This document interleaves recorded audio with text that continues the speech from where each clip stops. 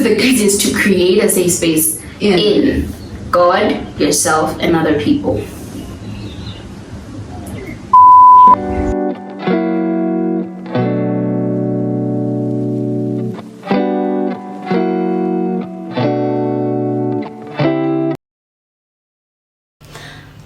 Welcome back to our channel. My name is Busa. My name is Lisa. And we are partners in crime. As you guys can see, or as we're about to see in a couple of seconds, we're in completely different outfits, still matching because, you know. But we filmed this video that you're about to watch with the first video, but we decided to make it a completely separate video because it didn't quite fit the whole get to know us kind of theme that we were going for. But this next video is about safe spaces, and I hope, or we hope, that you guys enjoy watching it. No, I was thinking about like how because I was watching this podcast the other day by I think Tim Ross and The Basement, and I was talking about how it's important to have safe places, like places where you can be your most authentically vulnerable self. And then I was trying to like think about like, because it's a very intentional process to create a safe space in people and in yourself as well as God, obviously. But yeah, I think creating a safe space for yourself, obviously, through other people, I mean through God is there really, because it's three facets, right? It's yourself, people, and God, right? Is it really easy though? Which one is the easiest, do you think? Let's stop there. Which one do you think is the easiest? I think it's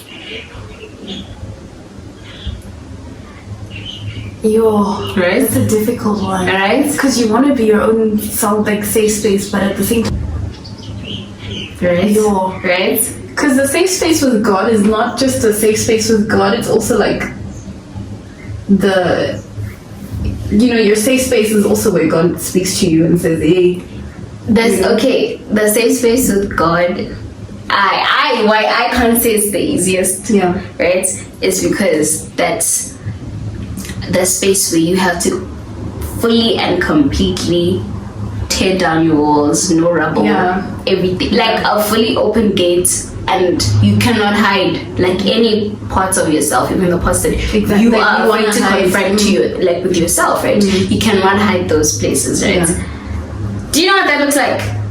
Do you know? That is scary. Completely stripped That down. is scary. You will not internalize it until you're going through it, and you have to now bring something that hurts like hell.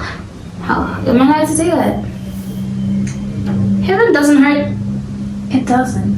Hell does. Yeah, it hurts like hell. Like hell. We don't know how hell hurts, but we know that it hurts. So yeah, you have to bring something, those things that you sweep under the rug because you're afraid to even confront it. Like that hurts so much. I don't even want to talk about it. I don't want to dive into it. I don't want to like uncover it. Just let it be. You can't. Not if that you don't even want to. You can't. But God says that's where I operate. That's where I want to be. That's where you'll find me when you're looking for me. So creating that safe space with God says opening up those places. And then on the flip side, creating other people also means opening up to people more than what you're comfortable with. You know, the easier thing with God is that He already knows. You have that comfort in the fact that He knows. Like I'm telling Him stuff He already knows. He just wants to help me through it. But then God, He's gentle, but not really in His approach to doing it. Like He will say, "Deep end, let's go." Let's. And then with other people, it's the easier part of it is that you can take your time in doing so. There's no rush in saying you have to know absolutely everything about me today. No. We can take our time and learn our traumas together and everything. But it's not easy because people are people, and you don't. It's like people will react. And it might not be the reaction you want or are expecting. Right. And then there's yourself. That one's also hard because you are your worst enemy. With a lot of things that you are otherwise living in delusion with, like coming to terms with the scars that you have hidden because you don't want to talk about them. You don't even want to admit them to yourself. It's difficult to sit there in the mirror and say, you've got A, B, C, D scars that you haven't talked about, and we're going to talk about them now. But like, I don't want to talk about them. I genuinely don't want to dive into them. So now I have to be honest with myself, break down, cry, go through all of it. And the problem with like you opening up to yourself is you can also convince yourself to just close up again and then just Literally, you know? literally. And it's funny because all of these are so essential. Yeah. Like you Yeah. need to do it. And for me, I think my best method is God first, because He'll help me deal with myself. Exactly. And once I've dealt with myself, because you cannot go out into the world outside of figuring out your identity, because then they're gonna try and define you and you're going to lose sense of self.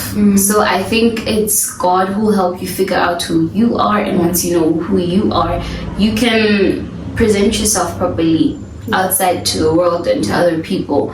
And I'm not talking about enemies, I'm talking about this as well. Yeah. Like, this takes effort. It takes days when I don't want to talk to her because I'm dealing with myself, and I'm just hoping that she understands that. And days when she's the first person I want to go to, but she's dealing with herself, and then I have to then be like, it's just me and me.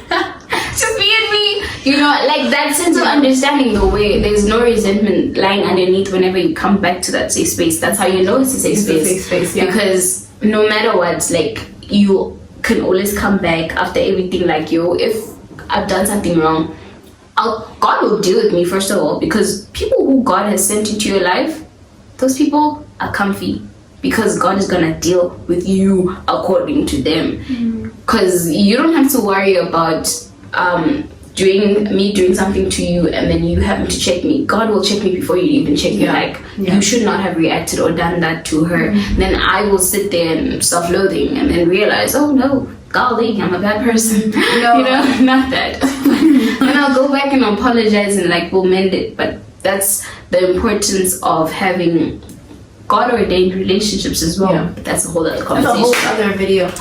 We hope you guys enjoyed the video, and don't forget to comment, like, subscribe, and share it with your mom, your dad, your sister, your brother, your best friend, your partner in crime. See you in the next one. And this is our handshake. We forgot the handshake. Oh yeah, the handshake.